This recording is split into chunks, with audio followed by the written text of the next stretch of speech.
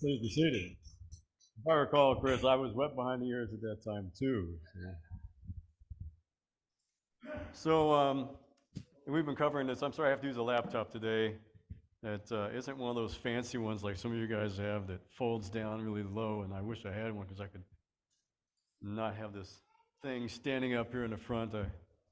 I know that makes it a little difficult, but we were talking about Joshua, and we were reading through the book of Joshua. As we're going through this, we understand that they were supposed to go in and do something when they got to this particular land. They had a little job to do, and God was really specific about that job and what it was that they had to be done. And actually, when the sermon was preached this Sunday,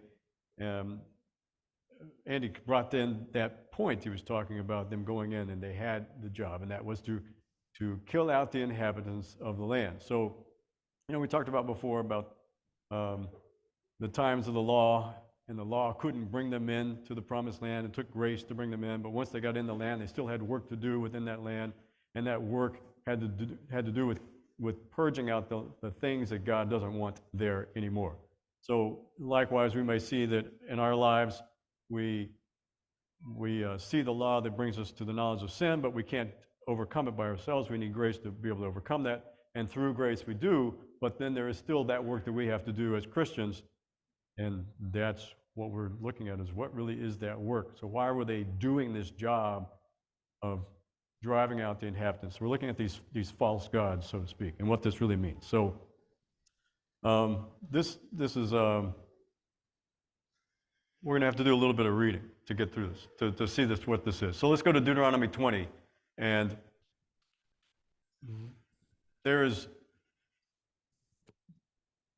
an ethic, I guess we could say, that God gives the people of how to conduct themselves in war. So Deuteronomy 20, 10 to 18. Besides, when thou comest nigh unto a city to fight against it, then proclaim peace unto it. First thing they're supposed to do when they get to a city to possess it is supposed to say, hey, you want to make peace? That's what he tells them to do. That's their general rule of what they're supposed to do. But it goes on, it says, and it shall be, if it make thee answer of peace and open unto thee, then it shall be that all the people that is found therein shall be tributaries unto thee, and they shall serve thee. And if they make no peace with thee, but will make war with thee, then thou shalt besiege it. Okay, and he says God can deliver him into your hands and so forth. But go down to verse 16, and here's the exception. It says, but the cities of these people, which the Lord thy God doth give thee for an inheritance, thou shalt save alive nothing that breatheth. Okay, don't let any of them live, of these people here. Who are these people? But thou shalt utterly destroy them, and that word destroy is to, same like to sanctify, to designate for a specific purpose. You can sanctify something like for a good purpose, like this is for temple worship, or for bad, this is going to be slaughtered. Okay, this is a sacrifice, and this is the temple. In this case, of course, they're to be sacrificed. So he says, namely, the Hittites, the Amorites, the Canaanites, the Perizzites, the Hivites, and the Jebusites, as the Lord thy God hath commanded thee, that they teach you not to do after all their abominations. Now, you would think that the other inhabitants of other places, they didn't serve God, they would be abominable practices. There we go, abominable practices, right, as well. Okay, what's that? They would all be in the same boat together. You would think there wouldn't be any distinction, so why would he separate out and say, well, these people, hey, try to make peace with them. They can serve you, but you let them live. But these other ones that I've just named to you, these 7 dirty nations, you're going to kill them off, okay? But it says, do not do after their abominations, which they have done unto their gods, or in partner with their gods. So should you sin against the Lord your God. So don't do what they're doing. What they're doing is abominable. What they're doing is related to their worship, and we don't want that to influence you, okay? So Deuteronomy 2, 4 through 5. I know I said we're going to skip around a little bit here, but let's look at some of these people that are in the land. So in Deuteronomy 2, 4 through 5, it says, and command thou the people, saying, ye are to pass through the coast of your brethren, the children of Esau. Now we know the story of Jacob and Esau, and they were a bit at odds with each other. One was given the promise, the other was rejected and hated of God. That would be Esau. Is God telling them to destroy Esau? Well, he says, you are to pass through the coast of your brethren, the children of Esau, which dwell in Seir, and they shall be afraid of you. Take ye good heed unto yourselves, therefore, meddle not with them. Don't mess with them. You go through there, but don't touch Esau. For I will not give you their land, no, not so much as a footbreadth, because I have given Mount Seir unto Esau for possession. So he said, look, I sent Esau out to do something. They killed out the inhabitants of that land, and I gave that to them. Okay, so they have their own. Going on in verse 8, and when we pass from our brethren, the children of Esau, which dwelt in Seir, through the way of the plain from Elath and from Ezion-Geber, we turned and passed by the way of the wilderness of Moab. Okay, how about Moab? Are they on the good list or the bad list? What are they supposed to do with Moab? And the Lord said unto me, distress not the Moabites, neither contend with them in battle, for I will not give thee of their land for a possession, because I have given Ar unto the children of Lot for possession. So Moab comes from Lot. Lot was the nephew of Abraham, and he went on his way, and God gave him his possession. So that's Moab. And says in verse 10, the Emims dwelt there in times past. So there were some people called the Emims that were there, but Lot drove them out. A great people, and many, and tall as the Anakims. As the Anakims. Keep note of the Anakims, which also were accounted giants. Okay, so now we start to see at least this group of people that were killed out were among the giants. But the Moabites called them Emims. The Horims also dwelt in Seir before time, but the children of Esau succeeded them when they had destroyed them from before them, and dwelt in the land in their stead, as Israel did into the land of his possession, which the Lord gave unto them. So you can see that Esau went in and drove out the inhabitants there. Lot, which is Moab, went in and drove out the inhabitants there. And God sent Israel to go and take out the inhabitants of this specific land. That's what it says. There's a difference between them. So Deuteronomy 2, 17 to 25. It's kind of in the middle of a sentence. The Lord spake unto me, saying, thou art to pass over through Ar, the coast of Moab, this day, and when thou comest nigh over against the children of Ammon, distress them not, nor meddle with them, for I will not give thee of the land of the children of Ammon for any possession, because I gave it unto the children of Lot for a possession. That also was accounted a land of giants. Giants dwelt therein in old time, and the Ammonites called them Zamzumims. Zamzumims. I don't know why they call them that. That seemed like there should be an easier way to call them something than Zamzumims. A people great and many and tall as the Anakims. So we still have now others here also that were also giants in the land that the Moabites drove out. It says, but the Lord destroyed them before them, and they succeeded them and dwelt in their stead. Okay. Continuing on, verse 22. So as I said, and dwelt in their stead, as he did to the children of Esau, which dwelt in Seir, when he destroyed the Horims from before them, and they succeeded them and dwelt in their stead even unto this day, and the Avims, which dwelt in Hazarim, even unto Azah, and the Caphtorims, which came forth out of Caphtor, destroyed them and dwelt in their stead. So now we have another group. The Caphtorims came from Caphtor, and they destroyed other inhabitants neighbor to Canaan land. So we got Lot, Esau, now Caphtor coming in, and they're all doing part of the work that Israel is going to be doing. Very interesting. Caphtor. Caphtor, they say, was Crete. And from whence came the Philistines. They say they believe they may have come from, the Philistines were the ones who came from Crete and came in to that land, and God sent them in to kill out those people. If you looked at the Strong's Concordance, it actually says that that Seir also was the inhabitants of Edom before the descendants of Esau. That's Seir we keep reading about. And Caphtor, it says, most likely the island of Crete, homeland or staging area of the Philistines. So all this, in conclusion, Esau, Lot, the Philistines, Israel were all directed by God to destroy what group? Looks like they all fall into one category. They were all giants. Kill out all the giants out of the land.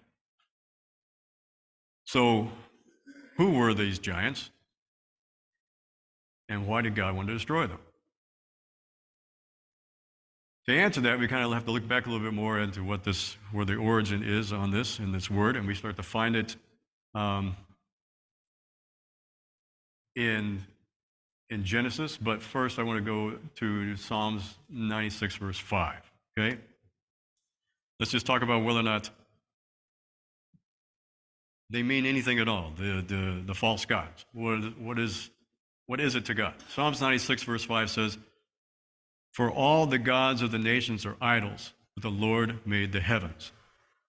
And we think, well, if they're idols, you mean there's something made out of wood, it's something inert, something that doesn't breathe, it's something dumb, it's just really nothing. We look at it as though, hey, they're nothing. But the word idols really means worthless, so it doesn't mean that they aren't real. It simply means that they're nothing compared to God, because God made the heavens. Okay? If you read in the Septuagint, it changes the word idols, it renders it as demons. So, for all the gods of the nations are demons, but the Lord made the heavens. Either way you look at it, it's like, attribute to them what you will, God's still God. And in that case, they're all worthless. You could say that the same word is used to describe physicians of no value, or shepherds, or oracles, those all being worthless. It doesn't mean that they weren't shepherds, they weren't oracles, they weren't physicians, but they just had no value. They existed, but they didn't have any value. They couldn't do anything.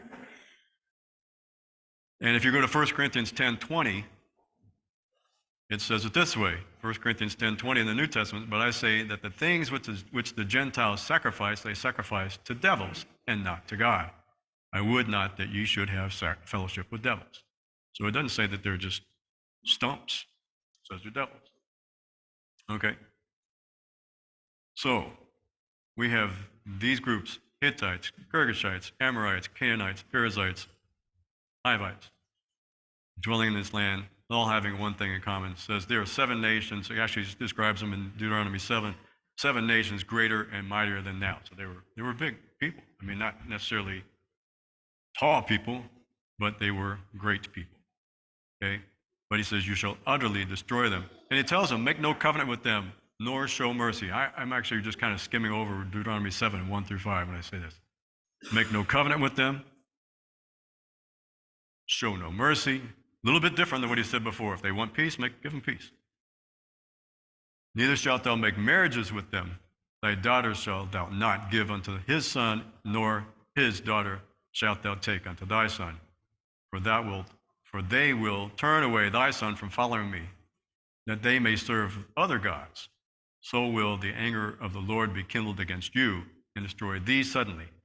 But thus shall you deal with them. You shall destroy their altars, break down their images, cut down their groves, and burn their graven images with fire. So they wanted to get rid of not just killing the people, but wipe out every single remnant of anything that had to do with their, particularly, worship. So there's something there about who they are, tying it back into their worship. Okay, so let's go to Genesis 6, 1 through 8. This is a passage that I know many of you have read, and you thought, yeah, I know there are people that go really wild off of this one. So let's look at it just for a moment, okay? Genesis 6, 1 through 8. And it came to pass, when men began to multiply on the face of the earth, and daughters were born unto them, that the sons of God saw the daughters of men, that they were fair. And they took them wives of all which they chose. And the Lord said, my spirit shall not always strive with man, for that he also is flesh. Yet his days shall be 120 years. There were giants in the earth in those days, and also after that. So, okay, there were giants in the earth in those days, meaning prior to the flood, and also after that, meaning when? After the flood.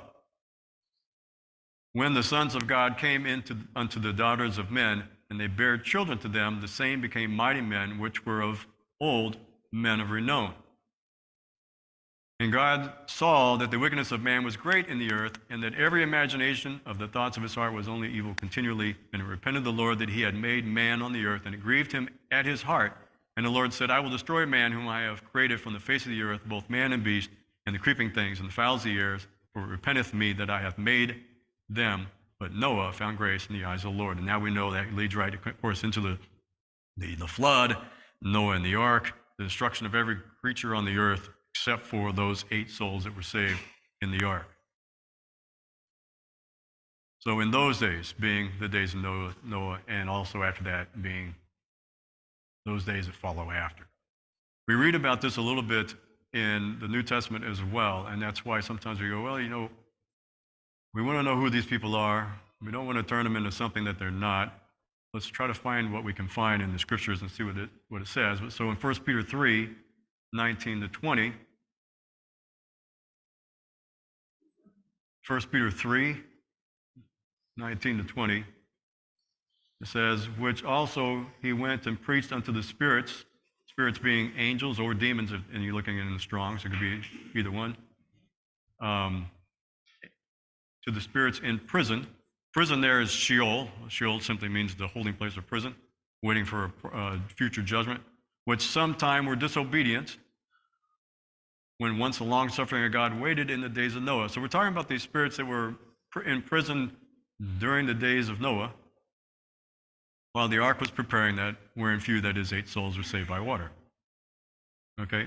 So that's what it's referring to here in this. So we do want to look more closely and find, well, then who are these people?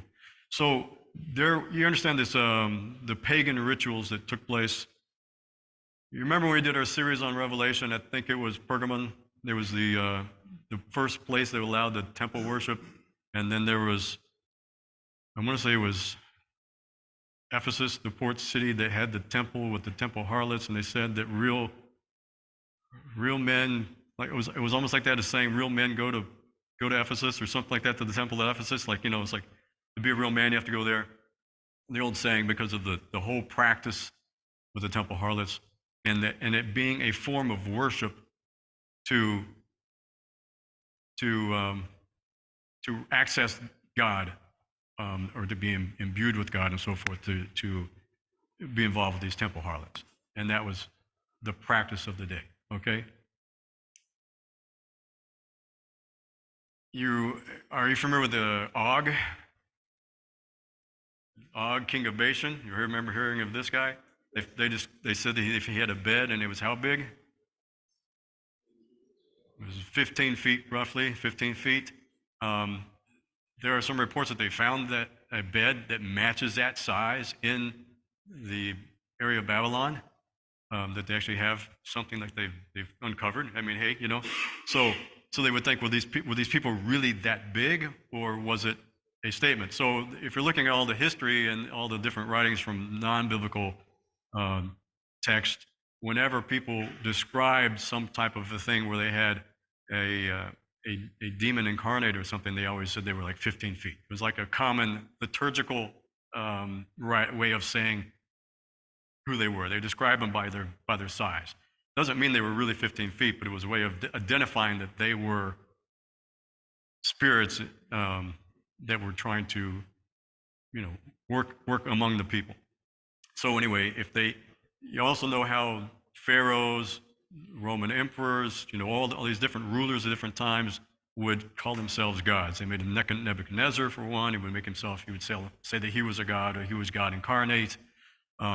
They would take statues like Zeus, and they would say, I think Caesar did this, he had them build a statue unto Zeus, but they put his face on it. All right? So they like to identify themselves with the deities that were being worshipped as though they were deities themselves. The pharaohs did the same thing. They wanted to be worshipped. They assumed the role of God, and that's where the term Son of God came from. Really, a lot of it was saying that they were the image of God incarnate, and that's what they called themselves. So when Jesus said he was Son of God, they understood. He says, he said the certain phrases that he said, and they took up stones to stone him because he said he was God. And he says, why do you say I'm God? They understood his terminology. He was saying he was God in flesh. They understood that. Okay? They didn't look at it as a third person of the Trinity by any means.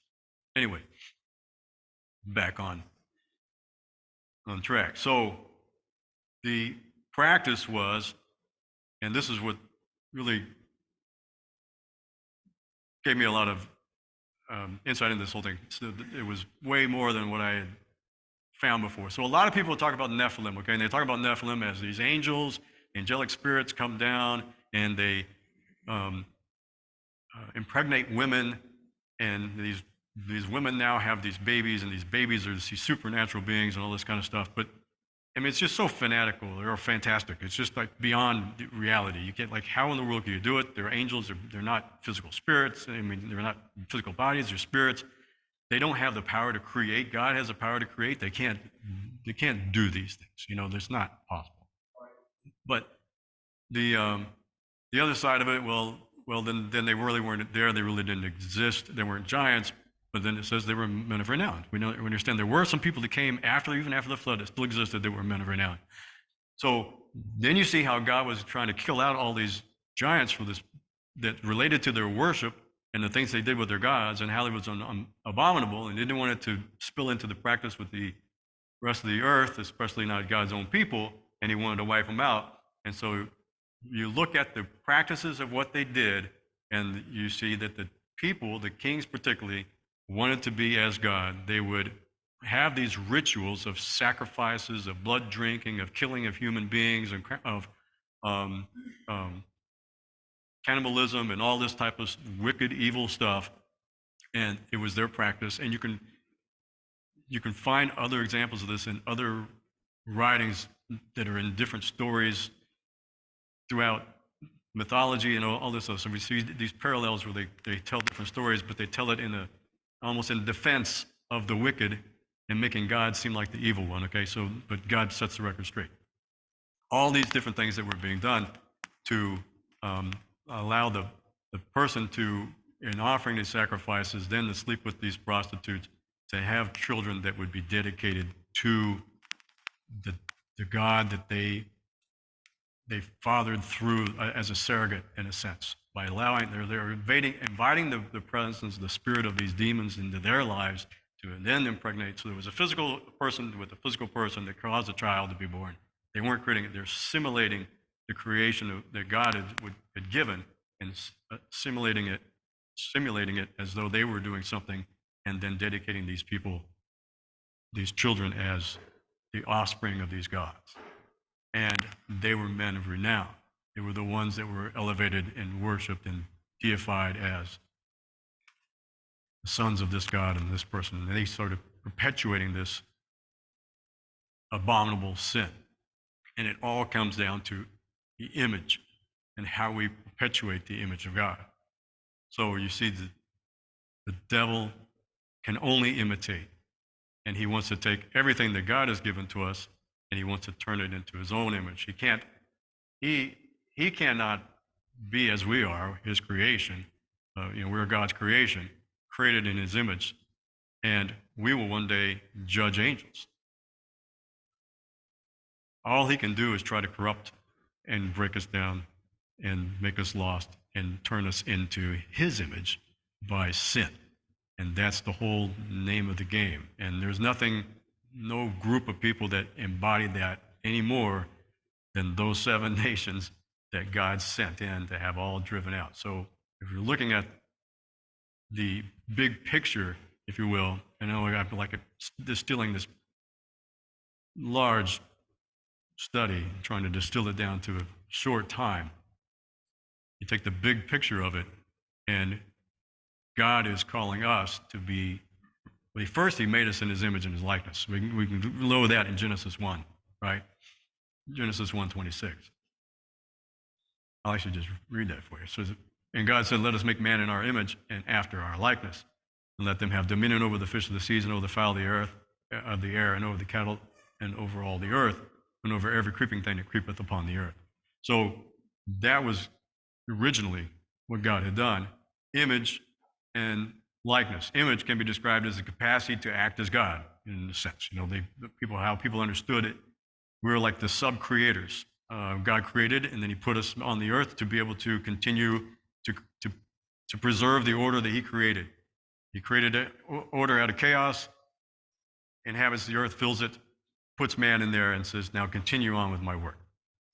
Okay? And likeness is like the fruit of fulfilling that capacity. So image and likeness, both things. And when Father has a son, the Father says, I have had a son in my own image. So we are able to perpetuate that. And God gives us that ability as well. And so we are created in his image and his likeness.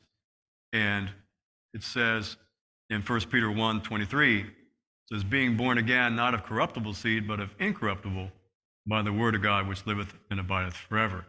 So again, God had created and then created man in his image. Then man fell away. But why did man fall away? Well, because Satan tempted him to be like God. Again, that whole deception here, this is the image you're in, but let me offer you this image over here, and really drew man to be rebellious and more into the image of the devil himself.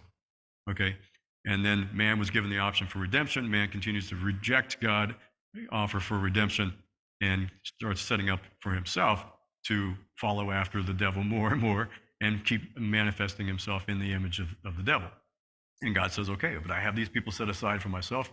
They're going to be in my image, and they're going to destroy him out. So that was a physical representation with Joshua and the promised land. But now we have that same one because now we have Jesus. And of course, Jesus was in the image of God. He was the image of God, right? The express image of his person. So he showed us the perfect image of who God is, how to live, what we should be like, and he gave us the means that we can have that regeneration within us as well. So we can see then that the difference is, where is the world going today? Okay, we've had the time of the Gentiles, right? That means the time since Nebuchadnezzar was the beginning of the time of the Gentiles, and that is running its course. And now we see, if we're looking around and watching everything that's going on, all the nations are falling apart. There's floods in so many places in the world right now, I can't even name them all. Fires in places like I couldn't tell you. Things are exploding. In Portugal, there was a winery that had 5 million gallons of wine stored. It was a wine storage facility, and they had an explosion in the facility, and the streets are flowing with wine. I mean, they're just flooded with wine. It's just, you'd never think you'd see it, okay? Floods, destruction, earthquakes. They're showing lightnings, massive lightning storms and shows in places, volcanoes erupting. Economies are failing. Governments are all being protested against, and the revolts are taking place. I mean, all this stuff is happening. The time of the Gentiles, the Gentile nations are all crumbling. The economies are all tied together. The economies are all failing. It's, it's turning into that. So what's that mean? It means that the time of the Jews is rising. So the time of Israel to start to accelerate, and become more and more and more of the pinnacle nation again. And it's going to lead to the millennial reign, of course. But that's what we're seeing happening. So we're seeing at the time now that we have seen all the abominations that they described in Canaan land at the day. What do we see today that parallels?